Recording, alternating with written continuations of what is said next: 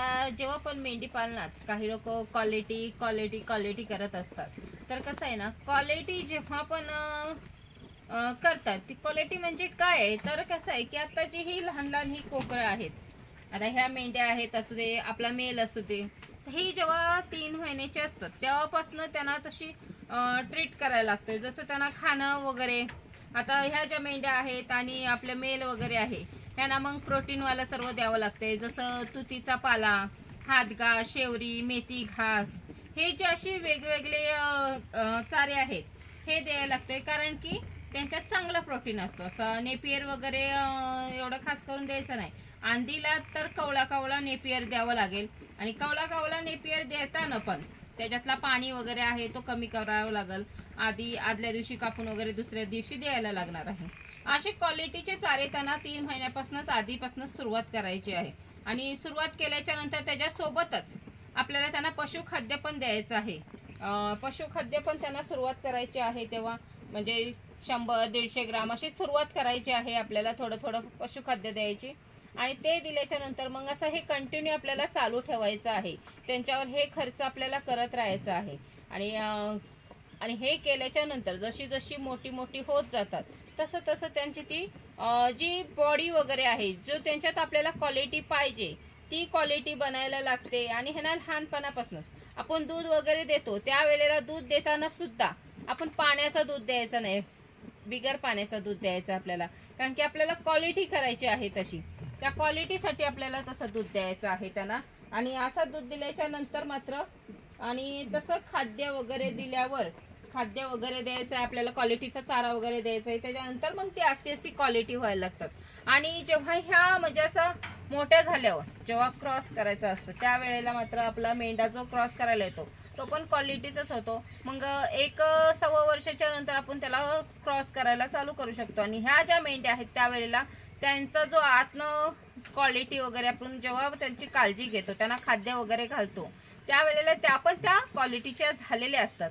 मग त्यांची होणारी जी जनरेशन आहे त्यांना पण हे स्ट्रेट करायला लागते आपल्याला, म्हणजे बिलगर पाण्याचं दूध, त्यांना चांगलं प्रोटीनवाला चारा, मका असेल तर सगळ्यात चांगला आहे, आणि आपला अमेरिकन 5G असेल तर तो सुद्धा चांगला आहे. पण हे जो आपला नेपियर वगैरे साधा आहे, ह्या नेपियर मध्ये एवढंच असं काही प्रोटीन वगैरे नसतं, त्यामुळे ही वेगवेगळी जी चारा आहेत तो देणं गरजेचं आहे. मग ह्यांच्या नंतर क्वालिटी बघा, क्वालिटीच क्वालिटी असणार आहे. आणि हा तामझाम आपल्याला करावाच लागतो, कारण की आपल्याला क्वालिटी बनवायची आहे, त्याच्यासाठी हा तामझाम करायला लागणार आहे. त्यांना पशुखाद्य वेळेवर द्यावं लागणार आहे, पशुखाद्यासोबत हे क्वालिटीचे चारे द्यावे लागणार आहेत. मग जे काही तुमचा खर्च होईल ते ह्या क्वालिटीवर होणार आहे, कारण की तुम्हाला पुढे ती क्वालिटीज देणार आहेत. आणि जर समजा तुम्हाला असं क्वालिटी वगैरेच एवढा काही तामझाम नसेलच तर तशी ही मेंढरं जगतात. आता जी बाकीची सर्व सांभाळतायत, आम्ही सांभाळतो, हे क्वालिटीसाठी नाही आहे, तर आपलं हे सर्व जे आहे कटिंग मार्केटसाठी आहे. त्यामुळे आम्ही एवढं खाद्य वगैरे असं काहीही देत नाही, जो आपला चारा आहे तो चालू आहेच. आणि क्वालिटी वगैरे असंच पाहिजे असं काही नाही, पण ज्यांना क्वालिटी पाहिजे त्यांनी मात्र हे करणं गरजेचं आहे. आता हा बघू शकता, हा माझ्याकडचा मेल आहे, आणि हा जो मेल आहे ह्याला सुद्धा आपल्याला जे लहान लहान आहे तेव्हापासूनच आपल्याला त्याला खायला द्यायची सुरुवात करायची आहे. आणि खायला द्यायची सुरुवात म्हणजे आपल्याला त्याला पशुखाद्य वगैरे, चांगले प्रोटीनचे सुका चारा, चांगला प्रोटीनचं वाला चारा वगैरे हे असं देणं गरजेचं आहे.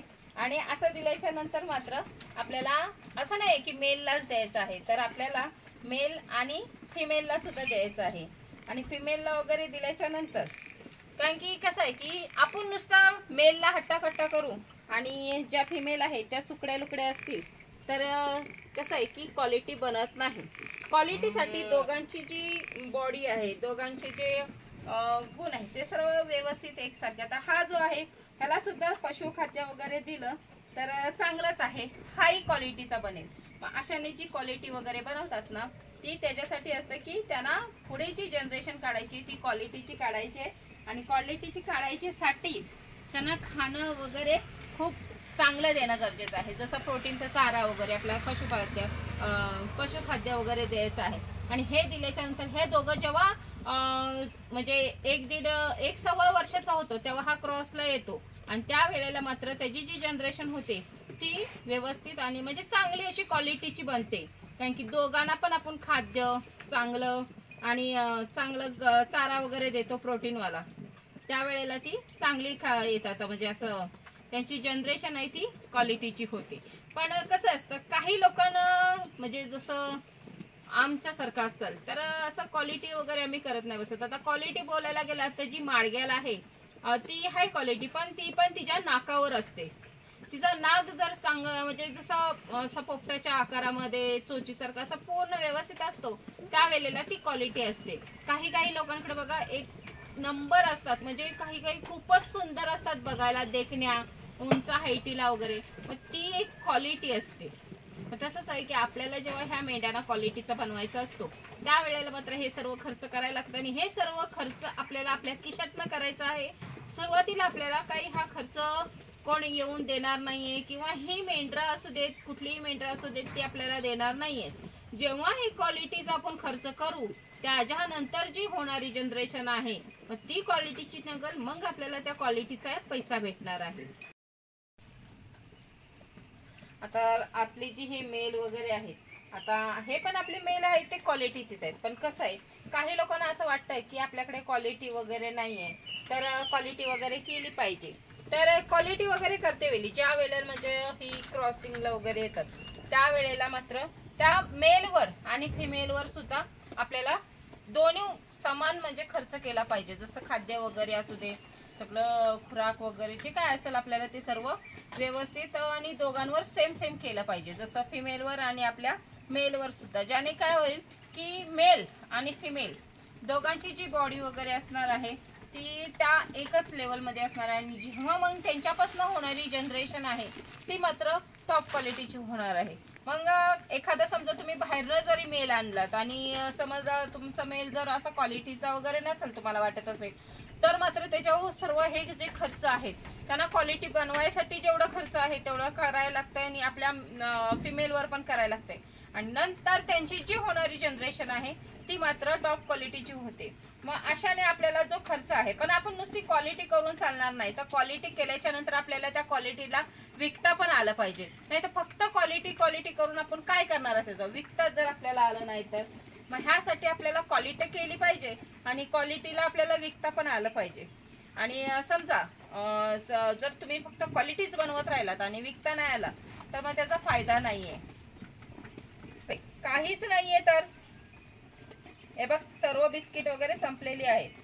आता आमच्या हे मेंढा बघू शकता खाऊसाठी कसं चाललेलं आहे. बघा हे बघा, त्याला जणू असं वाटतंय की खाऊ आहे, खाऊ नाहीये, संपलंय. मग अशाने आपल्याला क्वालिटी वगैरे केल्यावर जो आपण खर्च करतोय तो खर्च काढता आला पाहिजे. हाय का वास आला तुम्हाला? वास आला नाहीये रे, संपलाय रे. अरे वास आला, ठीक आहे.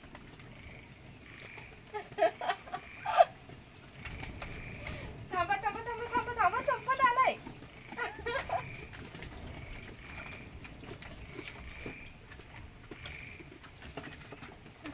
संपलं संपलं, फिनिश्ड फिनिश्ड फिनिश्ड.